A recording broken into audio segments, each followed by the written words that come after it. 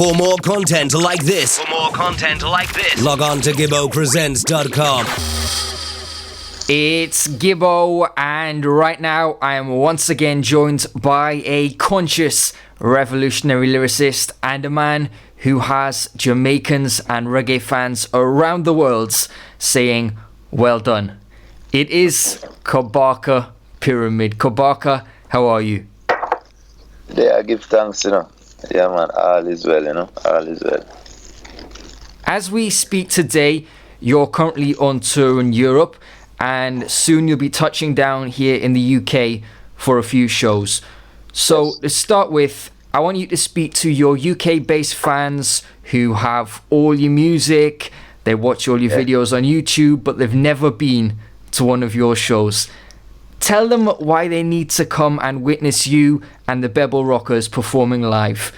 Describe that unique experience that they will get to be a part of. Yeah, man, well, first of all, I want to say, give thanks to all the supporters. We're always hearing good things about the music and where it reaching at the UK. And, people always reach out on social media, say when the item are forward at UK. And, and from the tour, the first flyer post of the tour, it never had any UK dates on it. And people vex and say, oh, when the item are forward, warm to UK, no London show, rare. So, when we get there, through the dates weren't confirmed as yet, but so we have 4 shows in the UK right now. It's a joy say yeah, we can forward and the people can see what I go on. When I perform with my band, it's a different experience. It's like it's a high energy experience. It's an intimate experience at the same time. You get to really get into the lyrical content of the music, because this is my real strength. As a lyricist. So, it's a different vibration. When you hear the songs, we try to play back the songs, the way how it sounds, but it's still a different experience just being in the live setting. So, whole heap of fire, whole heap of teachings, whole heap of knowledge. It's just a full package when you get Kabaka and the Baby Rockers. So, tell the people which cities and which venues you'll be passing through. Yes, upon the 1st of November, we're then at Brighton. That's at the Concord 2. So we'll run up in a Brighton on the 1st. And then we break until the 5th. The 5th with the Sheffield, the venue name Reparations. See, on the 6th with the Bristol, Malcolm X Center. On the 7th with the Birmingham at the Drum. And that feature 2 of my brethren, 2 solid artists, Randy Valentine and Italo Scarcha, who may have a song with Pan the Wings. So I look forward to that day, the whole heap. On the 8th with the London, Electric Brixton. My second time in London, but first time with the band. So we know say a whole heap of people are waiting, and I look forward to the whole way I step through. So we give thanks. Big up the whole Jolly family for setting up the tour for we, the whole Baby Rock team, As I mentioned earlier, you're on tour in Europe at the moment, and not too long ago, you also wrapped up a tour stateside with Ibama. Can you tell me how important touring is for a reggae artist today with regards to 1, promotion of yourself and your music, and 2, as a source of income? Well, definitely it's vital for those 2 reasons, especially the promotion of the music. Early out in a career of a young artist, especially with a band, it's not always a big money-making venture when you're touring. So really, it's about promotion. It's about setting a precedent, setting a standard for your music, setting a standard for your fans, them appreciate your vibration, going forward. So that's what it's really about. It's about, going on the road with merchandise and selling merchandise, so people leave with something tangible, so that they feel, they feel attached to the whole movement and the music, and they left with something memorable, a whole memorable experience. So that's what it's really about, When it comes to football or soccer, Arsenal is your team. Have you ever been to the Emirates Stadium? No, say, on that trip, I'm more touching at the Emirates, Yeah, so I look forward to that still, Hoping to go to an Arsenal home game or just have a look and take in the spectacle? You know, say, I don't check the schedule them as yet, you know. But if a home game I go on and I can get some tickets, I will be there. Because we know Emirates Day it always ramming us, so you know, we don't know how the ticketing are going to go, but I love to get in and see what I go on. Because the Gunners, you know, we just clap up Man U where they and we're up on a little high, second place, 2 points behind City. You know, City have Aguero injured, so maybe we can make a little run and, you know, by Christmas we're in our first place. You never know, we'll see what I go on. You recently passed through Amsterdam, which of course is known for its specialist cafes, famous for more than cappuccinos and lattes. Did you visit any of these cafes? And if you did, how would you grade the Amsterdam high grades? Well, to be honest, you know, so me as a man where I used to burn the weed a lot, now I start to read a lot. So it's very rare I actually burn the herb against this, you know what I mean? But what we did find in Eindhoven, we actually performed at one of these cafes, you know, and that was a joy. It was like an acoustic set, you know what I mean? It wasn't in Amsterdam, but we visited a couple cafes in Amsterdam for sure. And you know, my manager is a herbs man, so he might tell me, say, the herbs are nice and the grade proper, you know what I mean? But there's also a lot of synthetic herb in Amsterdam, I get to find out, and a lot of people like tripping out on the herb and all kind of things. A girl come up to me on the show and tell me, say, she have to take the herb for some pain in her leg, and the girl I do some weird things and she apologize to me and I say, yo, it's the herb and it's some synthetic thing and this and that. So, you know what I mean, we definitely, I say, yo, we want the people them smoke the natural herb, you know what I mean, and take everything in its natural form, you know what I mean. You made a post on Instagram recently, and part of the caption read, "The thing about the herb is that once it alters your minds, you don't need to use it every day to maintain the change. It is permanent." Could you go into some more detail about the changes it's brought about in your life and how it's altered your minds? So when we just started Bonner, we found that, you know, it shift up the whole thought process. You know what I mean? It's like instead of just looking at something on the surface, you start to think deeper and deeper and deeper, and that applies to self-introspection as well. So herb is a thing where make we start to really know ourselves and study ourselves on a deeper level. You start to think about why you do certain things instead of just operating off a set program. You start to think about why do I have this habit, or why do I do this, or why other people do these things, and they make you question different aspects of life. And even though I stopped burning herb for about 8 years now, you know, them things that never really change. You know what I mean? It's like that mindset or that approach to living still remain the same. You know, and herb put you in tune with a different level of feeling. It's like you can feel things on a deeper level. You know, kind of it activates certain kind of intuitive faculties and things. So them things that don't really change. Once you tap into that, it remains the same. You know, so long now I stop burn herb. You know, every now and then me burn a little thing, but you know, it's like them things that never really change. You know. What was your reaction to the changes in the law in Jamaica earlier this year, decriminalizing small amounts of the herb? I mean, I understand the situation that Jamaica is in.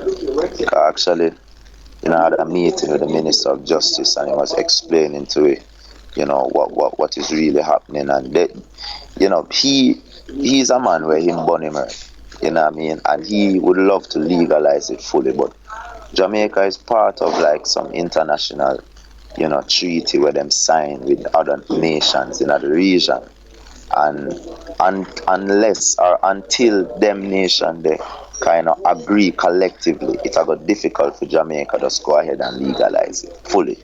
So what them do is them decriminalize it so that you don't get arrested, you know what I mean, for the herb. You get a little ticket if you have under 2 ounces. And for me, it not really changed nothing in Jamaica. Like, I don't really notice no tangible change in terms of, you know, what it has done. I not really, you know, pre the prison statistics and all of them things. But just as a youth who, you know what I mean, travel with urban, travel with man we born urban thing, nothing really changed. Police still, you know, in Jamaica, police more look for gun when them see you. If you disrespect them now, they might trouble you over her.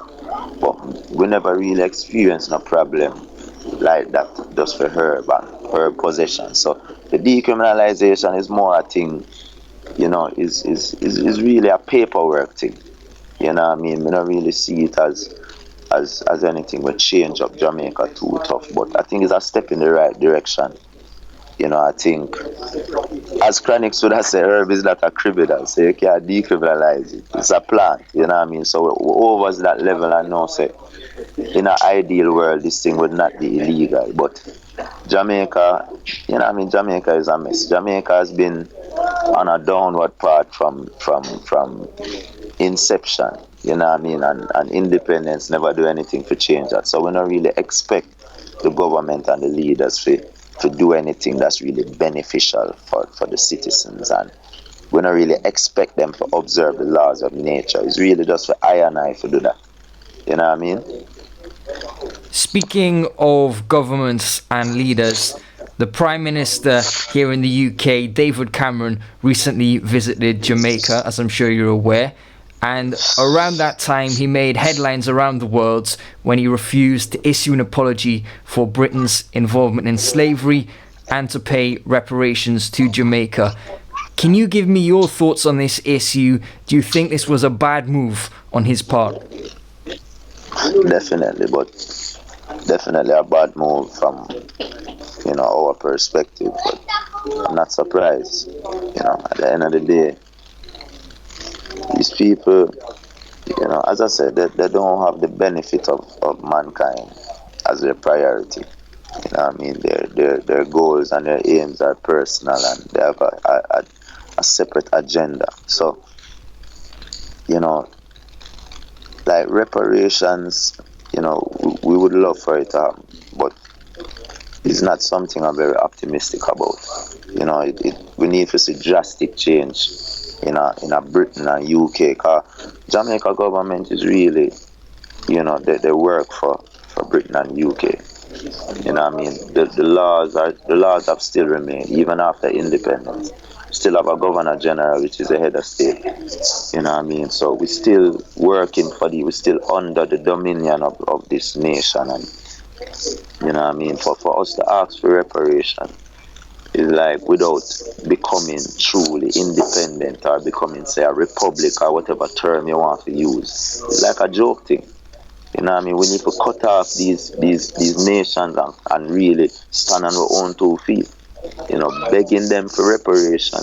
When even if we get reparation, I can't even trust these people for use the money properly. You know what I mean? Unless them are going to wipe out the debt. That is something I would have been interested in.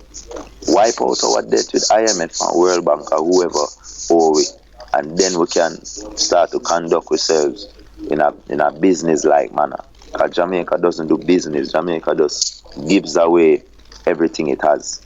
You know what I mean? For nothing in return. That's not business. You know, so it's greater than just reparation. You know, it's a whole spectrum of our lack of independence, you know. David Cameron did announce the UK will be contributing 25 million British pounds to Jamaica for the building of a new prison. What do you think this says about him and his views of Jamaica? Why not a school or a hospital? Why a prison? No, because why would they build a school if they don't care about Jamaican citizens? You understand? This is it's a joke. It's a joke. It's a big joke for you. You know what I mean? Like building a prison. Come on, like talk about a slap in the face. You know, it don't really get much worse than that. If I was in that room, I don't really know what I would have do. You know? I don't really know what I would have do if I was in that room still. Because that is the highest form of disrespect I have seen in terms of international relations.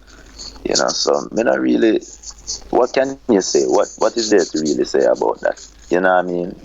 Clearly we're not standing for anything like that as far as we in the reggae community. You know what I mean?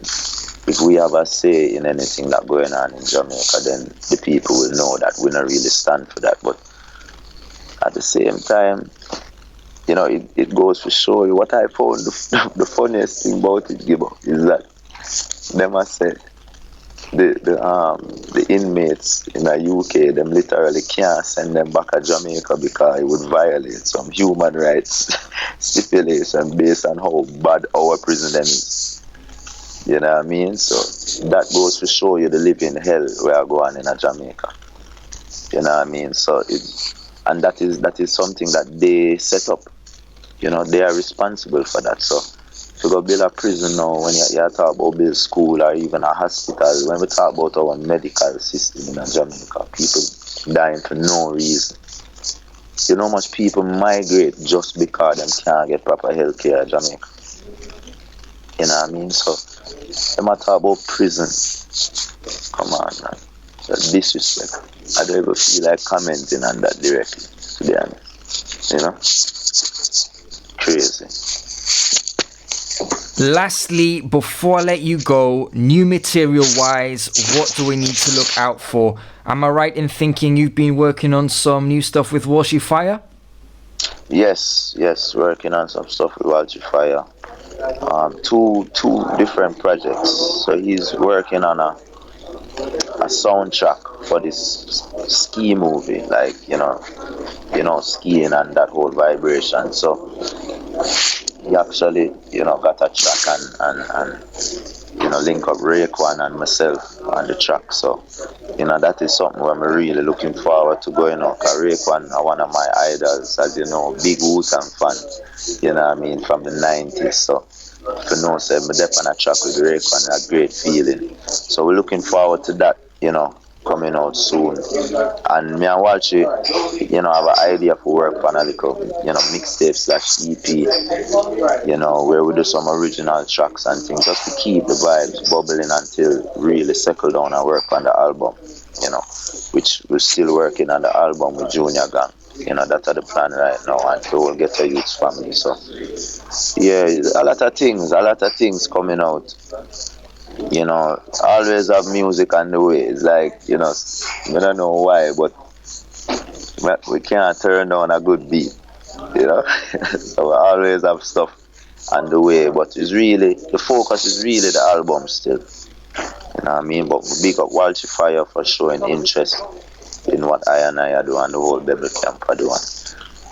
You can look out for more tracks we're producing for Cora Fire as well.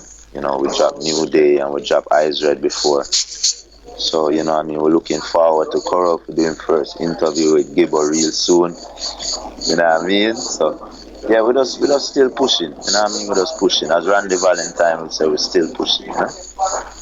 Kabaka, safe travels, and thanks a lot for taking time to chat once again. Give thanks. Yeah, man. Enough respect, you hear that? Gibbo presents